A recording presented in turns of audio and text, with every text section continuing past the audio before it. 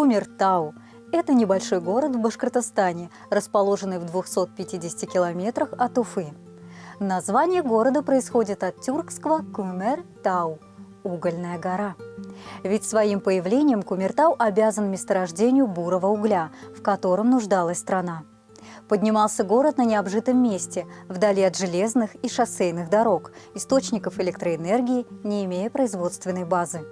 Город известен не только угольным месторождением, но и тем, что здесь расположено производство гражданских и военных вертолетов конструкторского бюро имени Камова.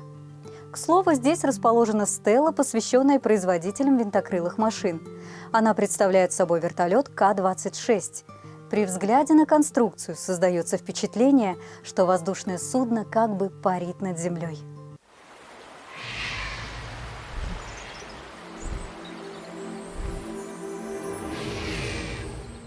Кунгур.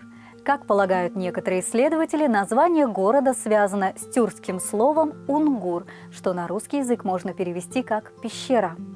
Официальный год основания Кунгура – 1663, однако поселение появилось как минимум за 30 лет до этой даты.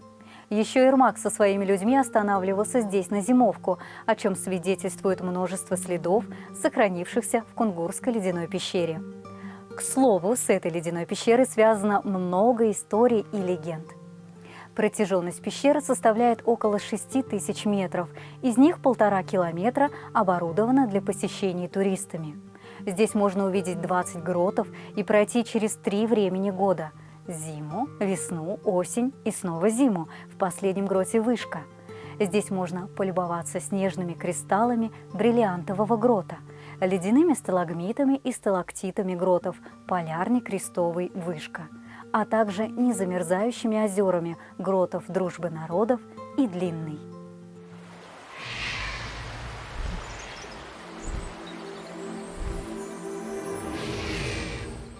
О происхождении названия Казани существует несколько версий и легенд. По самой распространенной из них, Казань происходит от татарского слова «казан», то есть «котел». Город был основан в далеком 1005 году. Таким образом, Казань входит в список старейших городов Восточной Европы и уступает разве что Киеву и Праге. Увидев этот город впервые, царица Екатерина II назвала его красивейшим после Москвы. Современная Казань – это хорошо обустроенный, богатый город. Казань стабильно занимает одно из первых 3 мест в рейтинге самых популярных городов России по посещаемости туристами из других регионов страны. Проживают в столице Татарстана представители 115 национальностей, что делает ее самым многонациональным городом России. Преобладают татары и русские, которых тут примерно поровну.